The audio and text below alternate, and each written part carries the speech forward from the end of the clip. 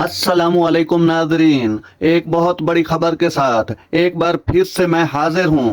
Pakistan cricket team के कप्तान Babar Azam ICC ranking के तीनों फॉर्मेट्स के टॉप 3 प्लेयर बन गए। आईसीसी की जानिब से बुध को जारी करदा रैंकिंग में बाबर आजम टेस्ट बैटर की फहरिस्त में तीसरे नंबर पर आ गए हैं। गो के पाकिस्तान ने गुज़श्ता कई हफ्तों से टेस्ट मैच नहीं खेला, मगर स्टीव समेत मार्नूस लबोशिन और जो रूट की तंजली बाबर आजम की तरक्की का सबब बन गई।